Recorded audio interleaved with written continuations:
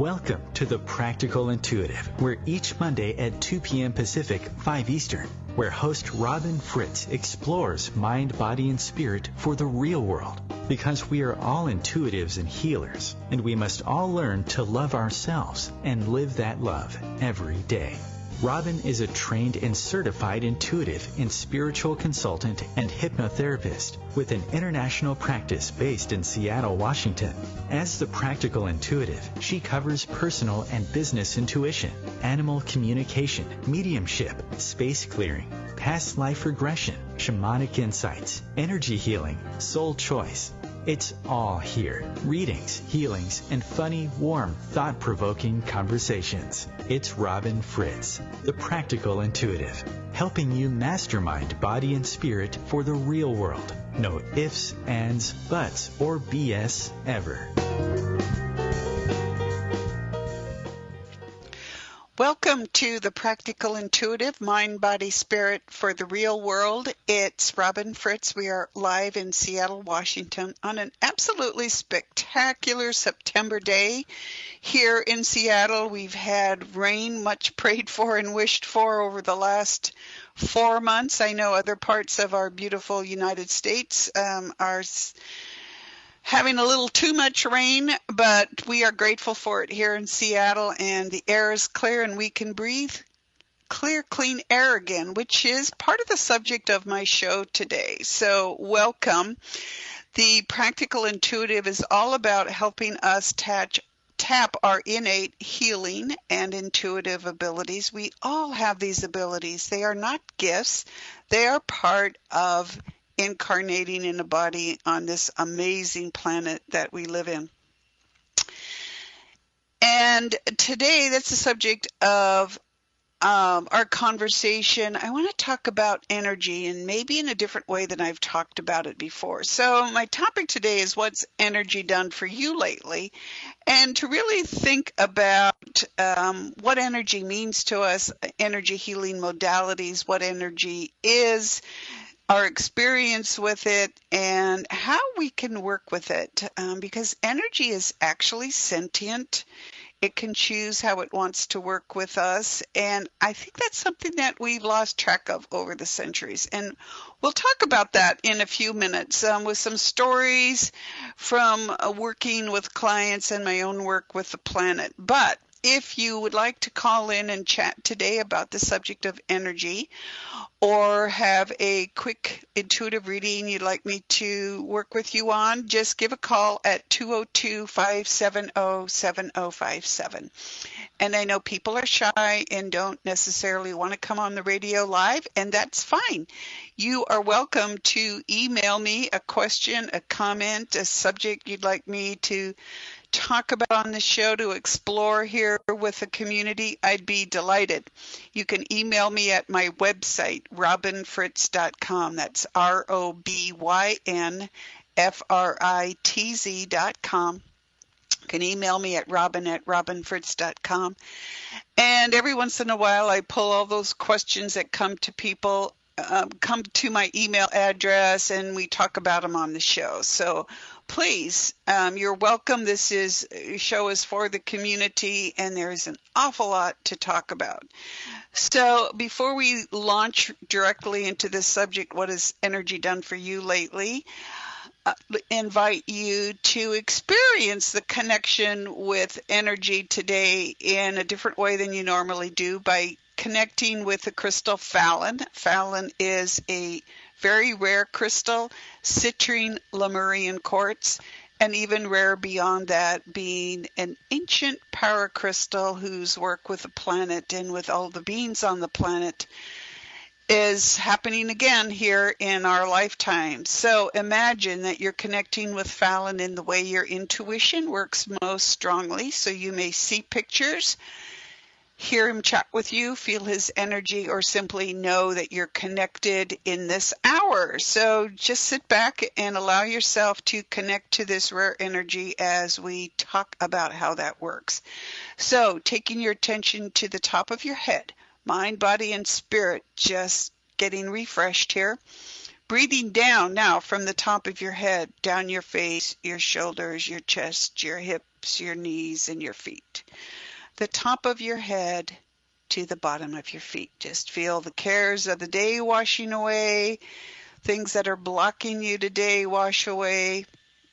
And now as you breathe up from the bottom of your feet, you can invite that healing energy to connect with you. You don't have to invite it into your body. You can just simply be aware of it, moving up from your feet, past your knees, your hips, your chest, your shoulders, your face, and the top of your head.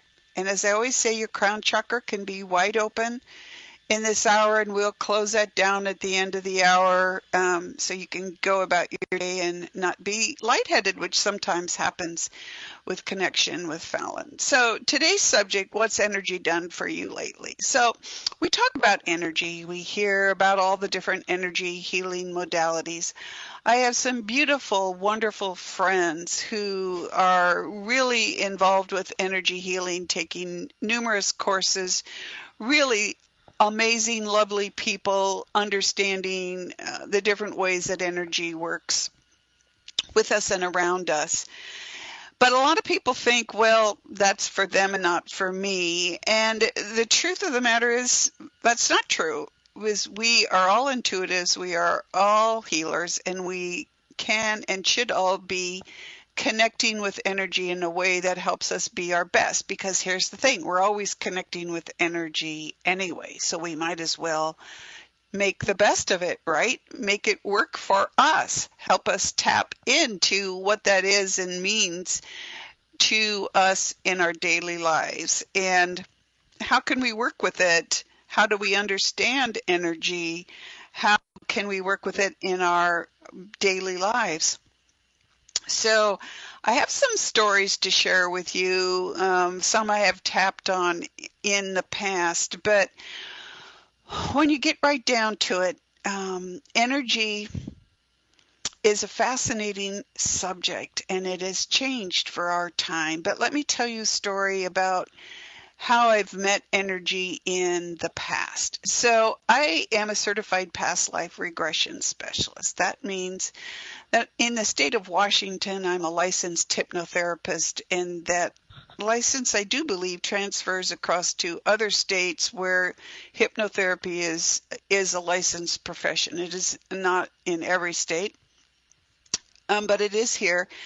And to practice soul regression hypnotherapy, that became a requirement. But what I love about soul regression hypnotherapy is that we can all tap into our past lives by getting relaxed and balanced and inviting our spiritual team to help us look at a past life. It's not something to do lightly. It's not something to just play around with on a Saturday afternoon. It's a serious endeavor, but what I love about soul regression hypnotherapy is that I can guide my clients to have a connection to a previous lifetime that their soul reveals to them. And when they do this, when they allow themselves to relax and literally basically get into that state that we all get into when we're daydreaming, for example, when people find out how amazing their souls are, what their souls have done in previous lifetimes, what they have learned, it is so remarkable. I see people leaving here energized, literally, enthusiastic about where they're going next in life, having a puzzle piece get resolved. But what is really fascinating to me is people who come and, for example, clients who are curious about energy and what that meant to them in previous lifetimes and how that could affect them now. And some of these people go on to become energy healers, but mostly they're just interested in how we interact with energy every day. And the thing is, we are interacting with energy every day, and we're not doing it the way we did in previous lifetimes. So, for example, when we are regressing someone and they are going back and saying, I want to look at the lifetime where working with energy was a natural daily thing for me. We've had some really amazing experiences. And here's the thing. we will talk to their soul in a previous incarnation, and that incarnation is not surprised. Okay? So these people that we talk to are like you and me, average, everyday people going about their lives in small villages around the world 3, 4, 500, 1,000 years ago. And energy is part of their way of life. It's part of their living and breathing life. It is normal to them. And we'll see them like women in small towns working, just surviving, doing the things that we had to do back then to survive, growing crops, raising kids, working with animals, just trying to survive and contribute to community life. And they're working with energy as a matter of fact thing. And they're surprised that in their future incarnations, they are not.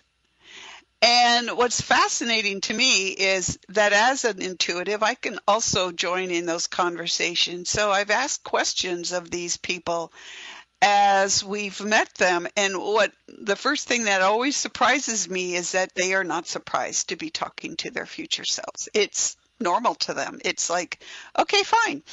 So for them, they're not the analytical, skeptical, maybe over-scienced people who are like we are right now. We have so many amazing things that we can do in the world. I mean, we literally talk to somebody from a little thing that's in your pocket. I mean, those people didn't even know about telephones, let alone that you could walk around with one in your back pocket and talk to anybody in the world.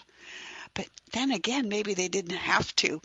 But what's fascinating is these people had an everyday relationship with energy, and we do not. And while they may have struggled to survive in a time where, they didn't have grocery stores like we did, but they're happy, they're connected to their community, and they're using energy as a normal daily thing to make their life better, to connect with their community, to just have a more connected life.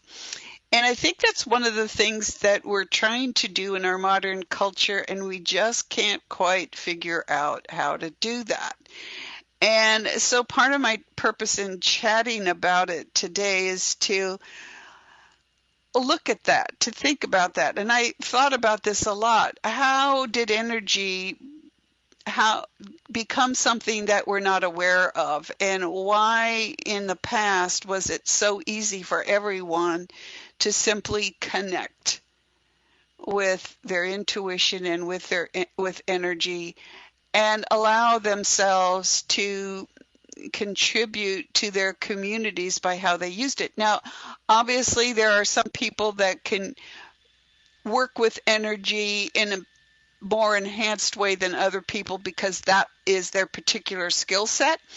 But every single one of us, by virtue of being born here on the planet, by virtue of being a soul, can work with energy. And I think we need to, in our culture, start looking at it as a normal, everyday occurrence, as something that is there to support us, and then learning how to work with us, because we are actually working with energy every day as we get up and go about our day.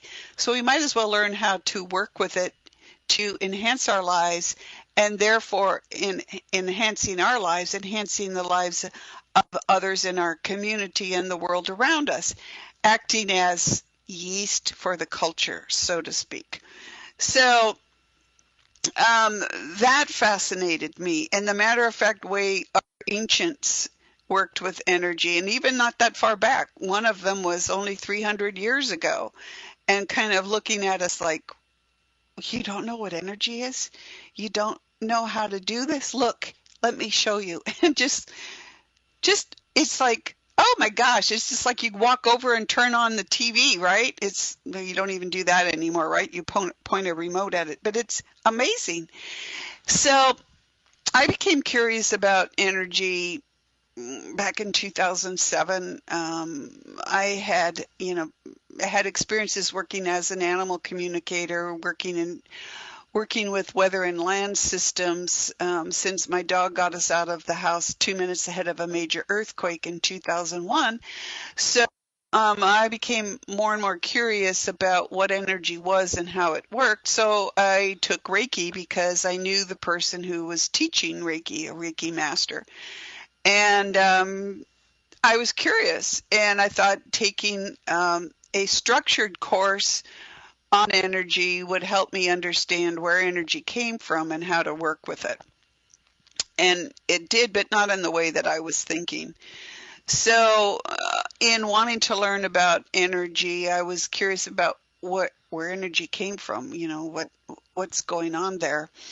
And I did learn about it, but it took a while because I was working with energy with my animal family and using Reiki. I guess technically I'm a level 3 Reiki practitioner. I did not want to become a Reiki master, which is, I guess, what you need to do in order to legally, and I'm putting quotes around that, legally teach people how to use Reiki or to anyway. So there are all kinds of energy healing systems out there.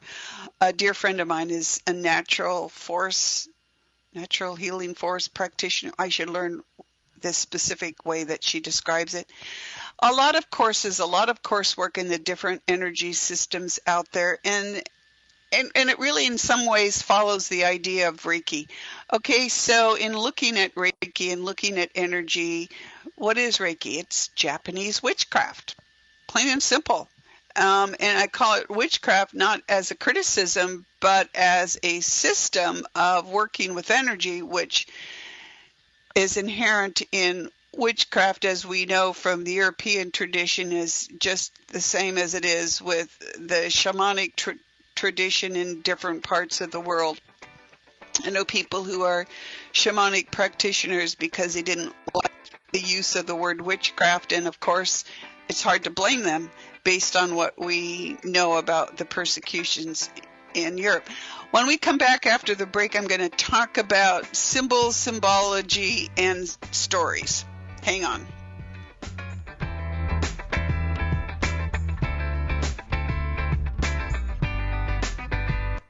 Your conscious connection to a more mindful world. OMTimes Radio. IOM-FM. OMTimes Magazine is one of the leading online content providers of positivity, wellness, and personal empowerment. A philanthropic organization, their net proceeds are funneled to support worldwide charity initiatives via Humanity Healing International. Through their commitment to creating community and providing conscious content, they aspire to uplift humanity on a global scale. OMTimes, co-creating a more conscious lifestyle. Hello, I'm Lisa Berry. Join me every Monday at 1 p.m. Eastern Time for Light on Living, a chance to see new, hear different, and feel more as I shine the spotlight on all the ways to lighten the load of life's challenges. Light on Living is your link to that new way you're looking for, that new understanding that will enhance your life, and that positive connection that will support your growth. So join me and you'll gain insight and start to see things in a new way that motivates you. Hi, this is New Age Grammy winner Paul Avgerinos. Thanks for listening to OMTimes Radio, and please support my peaceful healing music with a purchase at iTunes, Amazon, or wherever you shop for fine music. Just put my name into the search engine, Paul Avgerinos. A, V like Victor, G like George, E-R-I-N-O-S. You can also visit me at roundskymusic.com. Thanks for listening, and I'm wishing you the brightest of blessings.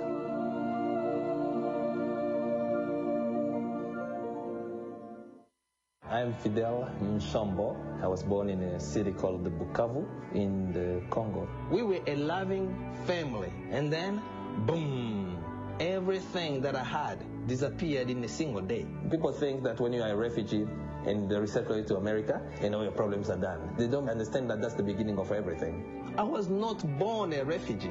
I was made one. It's time we welcome refugee families with open arms. Learn more at embracerefugees.org, brought to you by the Ad Council.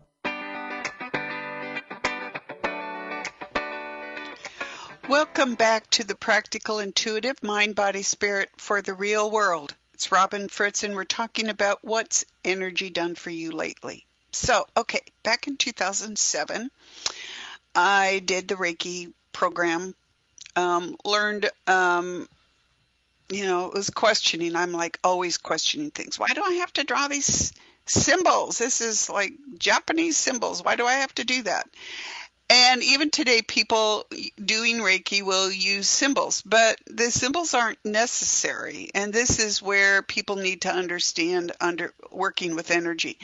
In fact, when I questioned it during the first Reiki class I took, the teacher went back and looked it up because her spiritual team woke her up in the middle of the night and pointed out the place in her Reiki manuals to answer my question, because everybody knows I'm kind of a jerk to deal with in the astral plane sometimes. I admit I asked too many questions maybe, but the answer was you don't need symbols.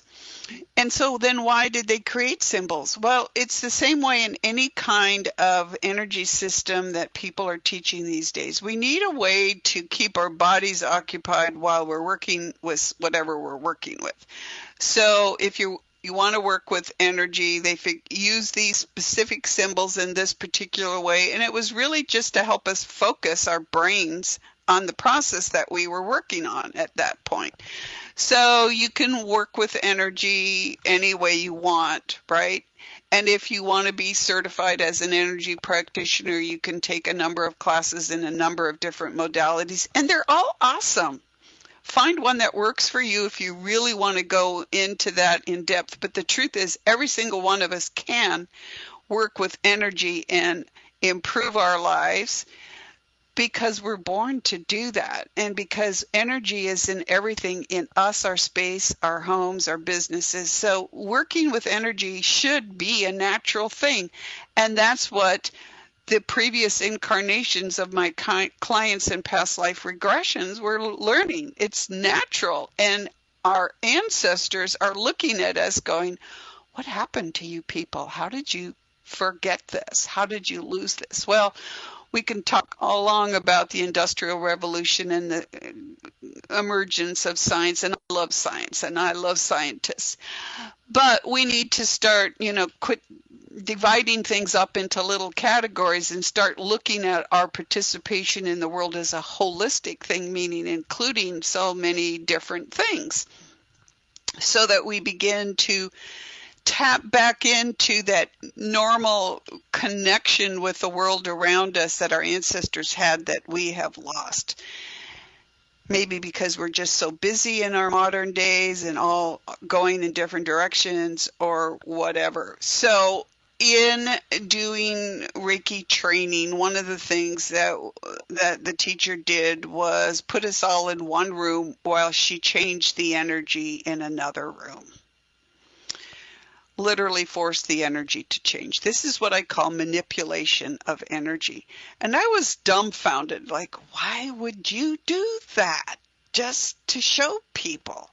So that you could feel, moving your hand from one room to the other, you could feel the difference in the environment, assuming, of course, that your intuition allowed you to focus that way in experiencing feelings or sensations. But you could feel the difference. You could communicate with the difference. And I was horrified because my approach to the world is different. So I asked the space itself, where this person lived and taught, why are you going along with this? Are you okay? Is this helping you or hurting you that your space is manipulated like this on a regular basis as a teaching tool? And the space's response was, this is what this person needed to teach people what they were doing, but the space readily admitted that it was trying to cooperate with her, but it was exhausted. It was exhausted from the forcing the energy to do the bidding of the human that was doing the forcing. And so what was the end result of that? The building got tired and basically gave up, and the person was forced to move. And you could say, well, forced to move because it was renting and the landlord wanted this and that and the other thing. But the building was very clear to me in my conversation with it that it was worn out and exhausted. So it made me start to think about the difference between manipulation and cooperation with energy and what that does for us and how we can work with it. So, as I was working with my animal family and using Reiki and beginning to understand it, I was noticing that my animals didn't like Reiki, that they would like flinch away. And I'm like, this is puzzling because I paid to learn Reiki and my kids don't like it. So, what does that mean? And watching how they reacted. So, clearly, there was working with energy, and you could say, well, yes, manipulating, but also, what is that? What is that going on? And so finally, my dog Murphy, and she was born in '98, died in 2012, my first Cavalier King Charles Spaniel. She was stretched out on the bed, and I'm sitting there, and I'm thinking, okay, let's practice some energy healing. And she was just not accepting it. It wasn't so much that she didn't want it, it was that she didn't want that. And so I call it Reiki, what I was doing. And so I thought, okay, let's try something else. So I said, is there a form of energy in the universe? You have to be so very careful about how you ask questions because you can end up making things worse. So I'm thinking, okay, is there a form of energy in the universe that my kids would accept, that would be beneficial to them, that my energy system would accept and be beneficial to me, that my home where I lived and the neighborhood that we lived in, that it would all be beneficial and not cause harm and not be rejected? Is there some energy in the universe that's like that? And then I saw it coming towards us from what I'd have to say deep space, and it was spiraling. And I thought, well, that looks like the pictures I've seen of DNA. And it was spiraling, it was multicolored, and it was coming from out there. And I watched as I sat there with Murphy, and I was holding my hands over her, but I realized I wasn't having anything to do with it. This energy was coming as a direct result of a request. And I could see it with Murphy, and Murphy's like, yes, I accept you. And it just went right into her, and she just literally stretched out and there's this big sigh of relaxation, and I could see this energy just filling her up, working with her, and with Murphy cooperating with it. And I'm like, wow, that's amazing. Like, what is this? And so my spiritual team said to me, this is what you asked for. This is a new form of old energy. It came at your request. Use it to heal yourself and your family as they agree to it. And when it's ready, take it out into the world. And I thought, no way am I an energy healer. I'm not taking anything out into the world. So I took that with a huge skeptical approach. But the truth of it is I started working with it, and my kids working with it, and I could see how amazing it was and how easy it was to work with and how natural it was. And so it came as a spark that looked at DNA. But as I looked at it expanding around the world and it showing me what it was, I saw that its energy is in a spiral. Energy comes as a spiral. And that spiral, that is this ancient energy, which I now call the DNA of the universe, and I call it alchemical energy, is actually in all things as a spiral. So we see it in the spiral of the planet. We see it in the spiral of a hurricane, as anyone around the world who's watched the images of Hurricane Florence last week, and any hurricane around the planet right now, also called typhoons in the Pacific. It's in the spiral of the tree rings. It's in the spiral in our bodies, how blood circulates through our system. It's even in earthquake. Scientists will someday be able to understand that energy of an earthquake is in a spiral, in the form of a spiral. I don't know why. It's just the way it is. Sometimes I ask too many questions and I just get myself confused. So, okay, energy is in the form of a spiral. What does it mean exactly? Well, this energy is sentient. It is aware. It is alive, and it has always been alive. Okay, so the form of energy that is here now arrived around 2007. There are other people on the planet who noticed that arrival, like I did. So I'm not saying that I'm the only one that asked for it. I just happened to ask for it and it showed up here, but it had been showing up in other places as well. Other people had noticed it. Other people were with it. So what is it exactly? Well, it's energy that has changed for our time. So it's multidimensional. So working with it, extremely powerful and in many ways can knock you off balance. So there were a number of years I didn't talk about it at all. I worked with it a little bit. I kept trying to give it away to people who called themselves energy practitioners, but because I said you can just take it and work with it, they didn't trust it or me because there wasn't a formalized system with it. Well, you only need like 5 minutes to learn how to work with it.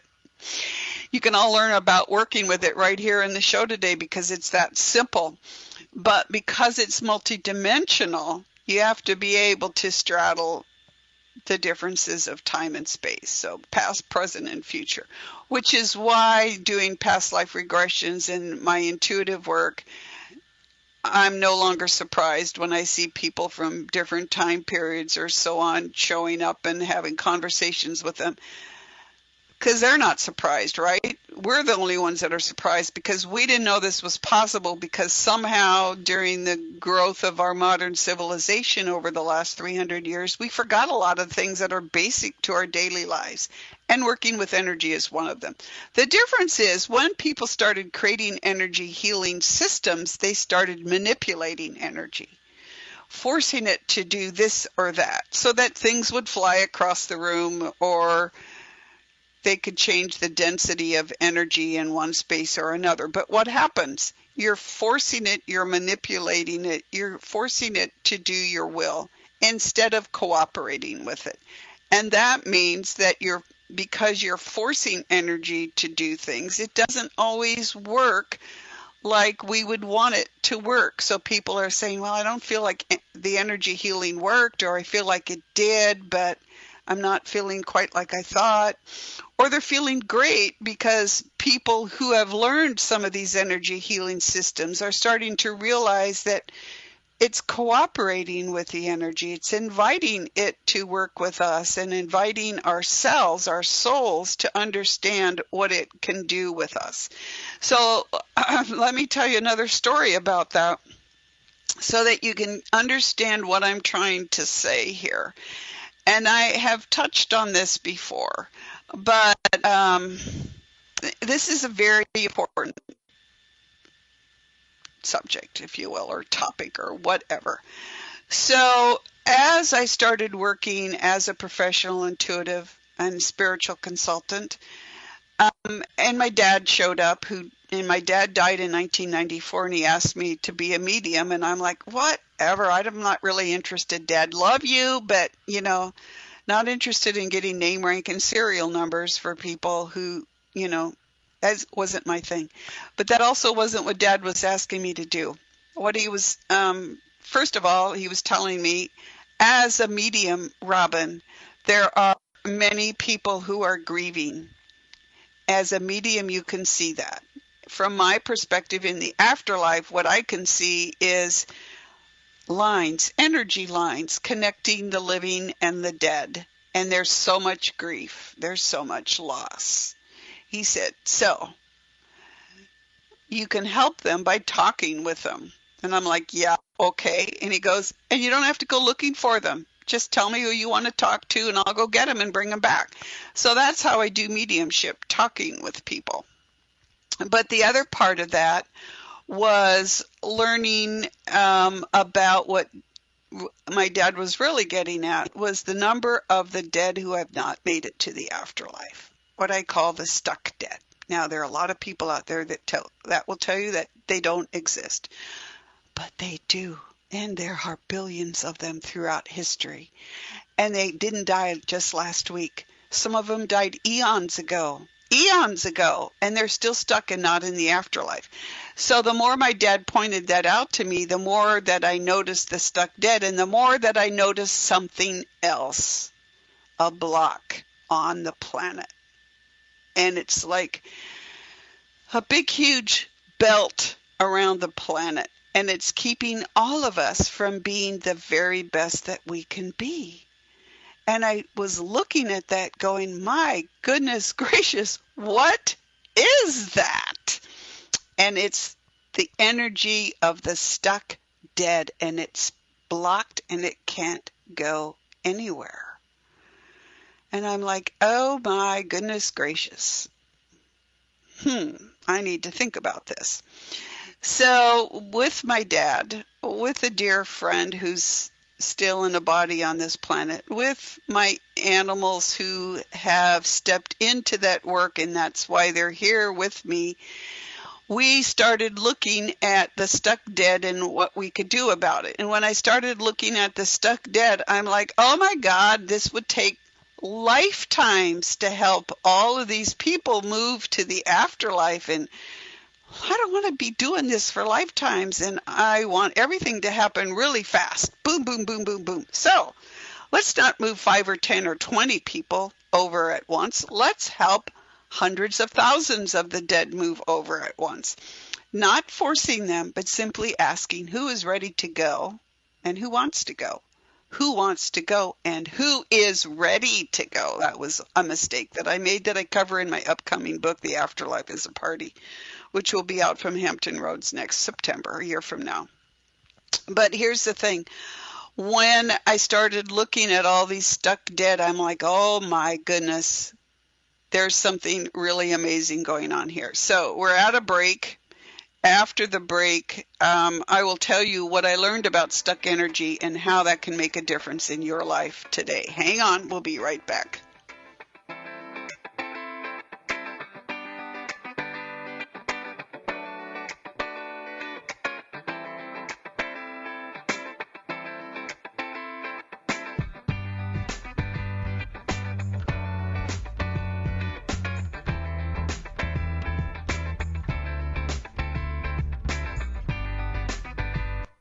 A conscious lifestyle for a mindful life. OMTimes Radio. IOM FM. Ascending Hearts is no ordinary dating site, but a spiritual dating site with a purpose, to link you with your soulmate. We engineer the serendipity so you can trust that you will attune with someone that has the same matching vibration as you. Ascending Hearts, the conscious dating site for the spiritually aware. Try Ascending Hearts for free. AscendingHearts.com. Hello, I'm Sandy Sedgbeer, host of OMTimes Magazine's flagship radio show, What is Going On? My passion is sifting through information, research, and innovations from new thought teachers, speakers, and researchers pushing back the boundaries of what we know about life, energy, metaphysics, and the universe. I love shifting perceptions about who we are, why we're here, and how quickly impossible becomes normal when we open our minds, expand our awareness, and accept that the only limits that exist are those we place upon ourselves. So if you're the kind of forward-thinking, eager investigator of what lies beyond the current reality that most perceive, why not make a date to come play with me in the field of possibilities at 4 p.m. Pacific Time, 7 p.m. Eastern Time every Thursday, and together we can discover what's really going on. Hi, this is recording artist and composer Yuval Ran, inviting you to a voyage through the chakras, a new double album of guided meditations to transform your life, a sublime musical medicine for nourishing inner peace and reaching to your higher virtues. Get it now at metamindfulnessmusic.com, METTA mindfulnessmusic.com. Today we decided to walk to school. The light counted. 15, 14, I mean, 13? We took a left on Carroll Street. Danny's smart, but he gets distracted. He realized he forgot his homework. I hope he doesn't have another bad day at school. When you can see learning and attention issues from their side, you can be on their side. That's why there's Understood.org, a free resource for the parents of the 1 in 5 kids with learning and attention issues. Go from misunderstanding to Understood.org. Brought to you by Understood and the Ad Council.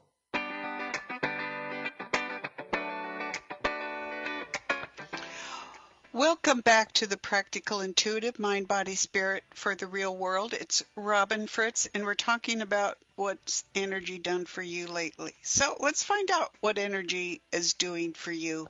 So here's the thing.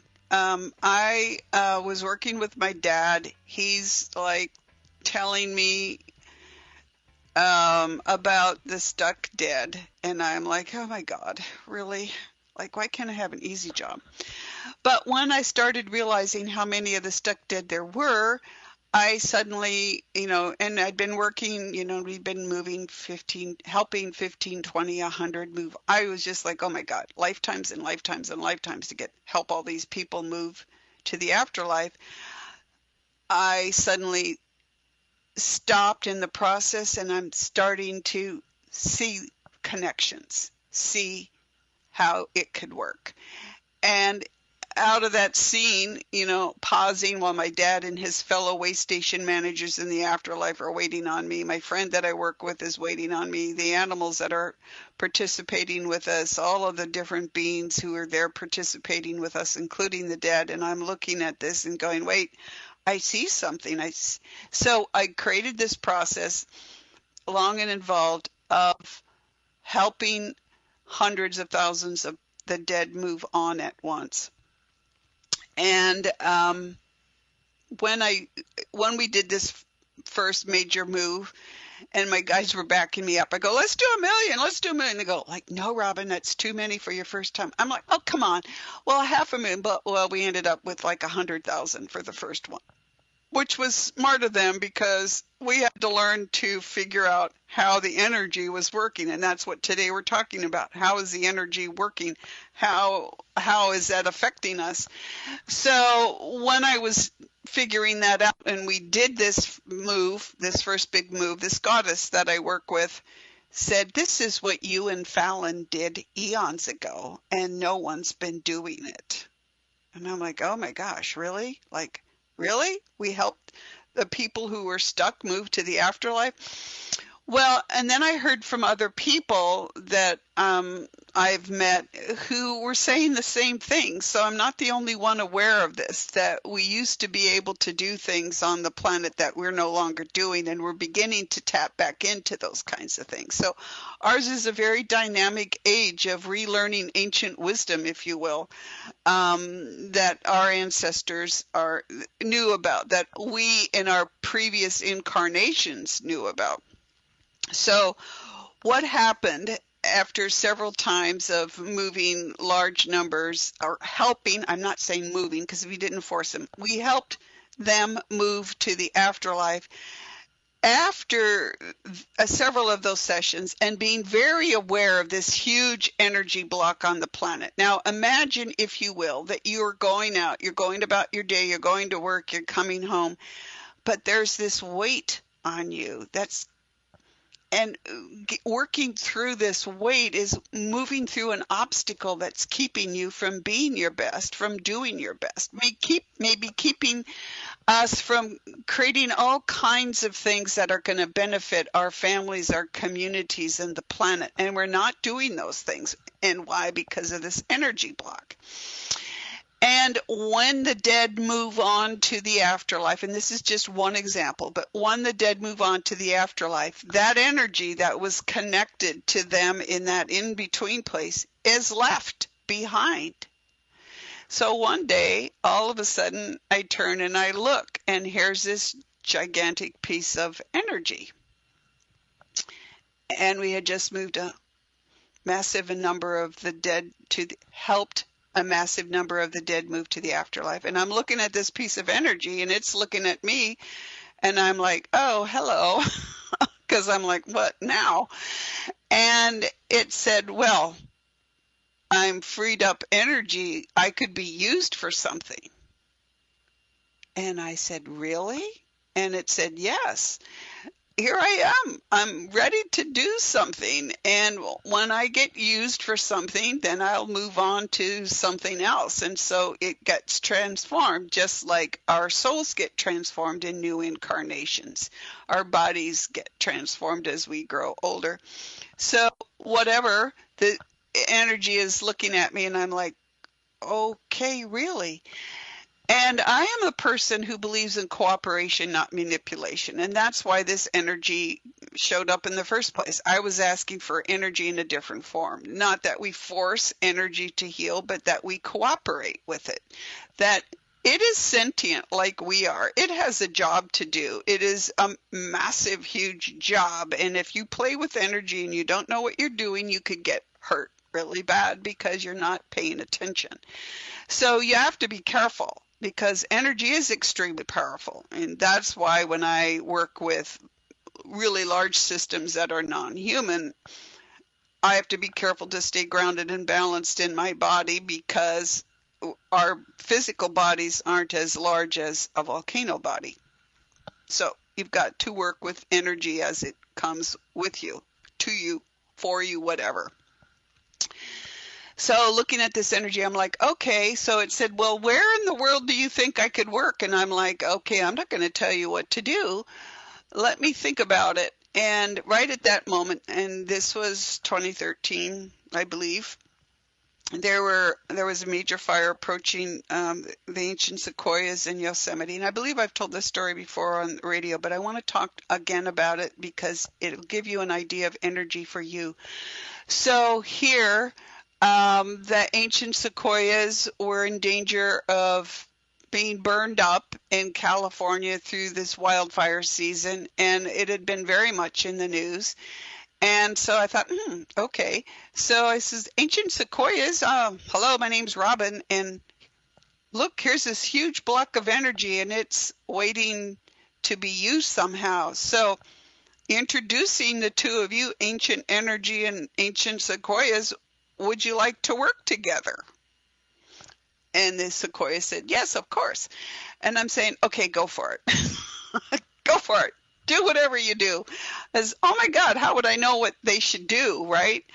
And I knew that if I decided what they should do, it would not be what they would decide on their own to do together. So I said, go for it, right? Also, because I freely admit I'm lazy, and if I can have other things just go ahead and do their thing, and that's what we should be doing anyway, then that's one less thing for me to do, and it would be done right, because the ancient energy and the sequoias would know what they could do together, right? Not like we would know.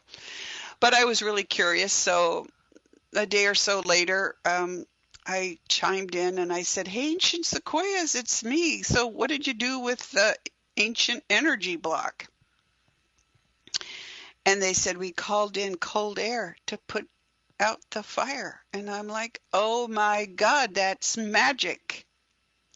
And it is. And so that's what I want you to think about today. What has energy done for you lately? Energy is really, our idea of magic is really energy. And it's learning to work with it, not by forcing it, as that person did, and changing the energy of the room, and not by insisting that it do what you want, but by inviting it to cooperate with you. This is the form of space clearing that I do, where it's not going out and forcing a space to change, but saying, hey, what's going on here, space? What's your issue? What can we help you with? How can we help you? And how can you help yourself? And then inviting alchemical energy, this energy that is sentient, that knows what it does, that is ancient. It's the ancient DNA of the universe. It knows more than any human could possibly know about how to create a healthy planet, how to keep a planet, the solar system, the universe, healthy and functioning well. So how can you use that? Well, you may not have signed up for some of the work that I'm doing on the planet, and that is fine because we all came here to sign up to do whatever it is that we're doing.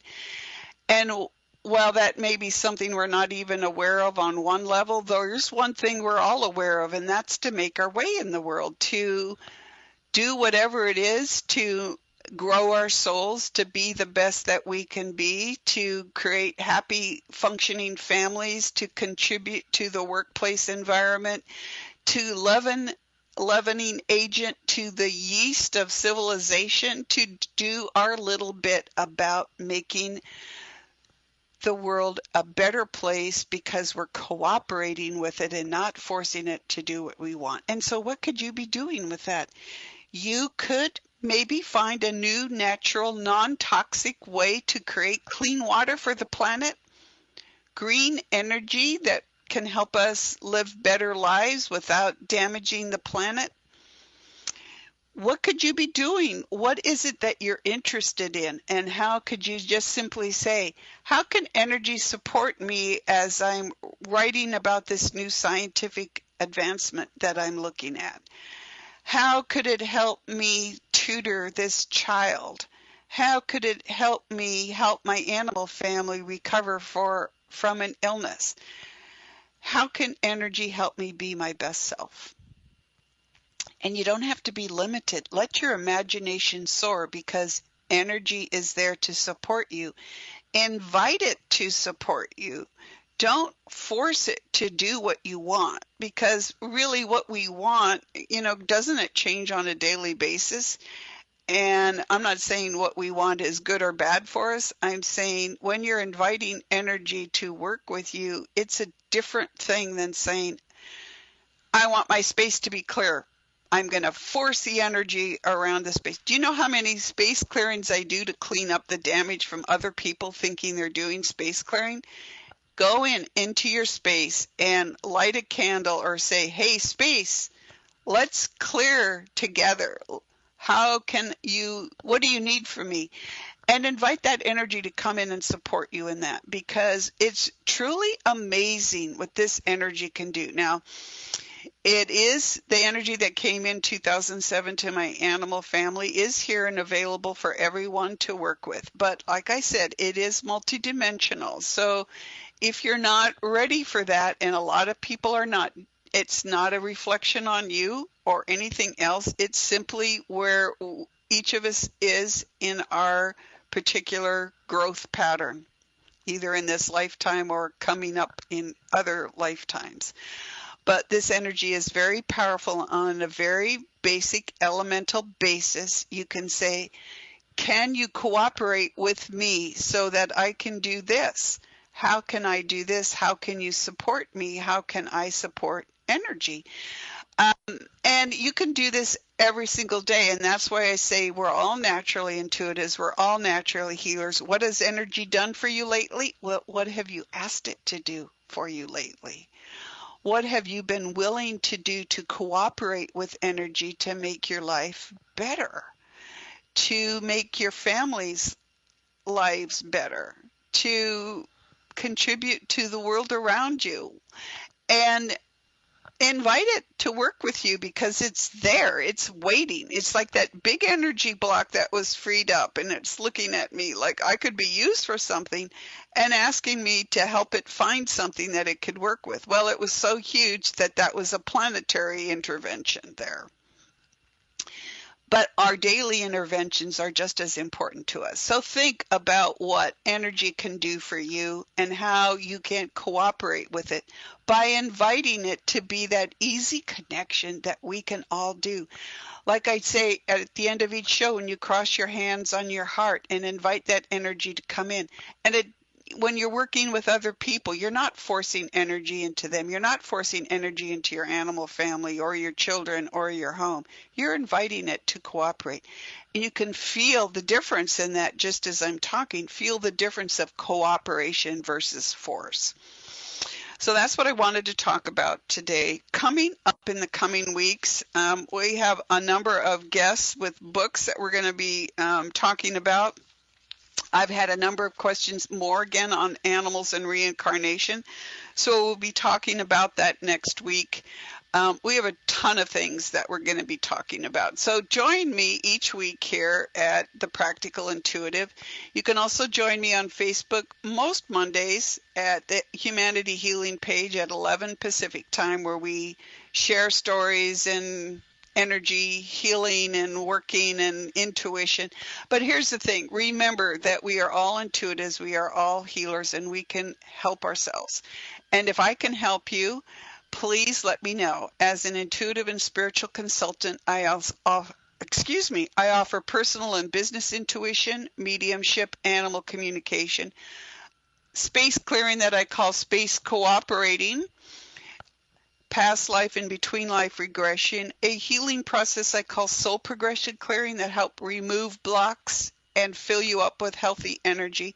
And it's all to help us all be the best that we can be. So if you have questions, comments, please email me at robin@robinfritz.com. Think about how you can cooperate with energy in your life. You will be even more magnificent than you are now, and who knows what you will be contributing to the world. We all came here to do something, so find it, do it. Make energy and your energy system a natural thing for you, and let me know how that works. Cross your hands on your heart, breathe into the palms of your hands, imagine energy in the palms of your hands. Take a deep breath, feel that energy go out and be the best that you can be. Let me know what questions you have. Email me at robin@robinfritz.com or check out my online appointment schedule at my website. Thank you for joining me, and we'll be in touch next week. Take care and goodbye.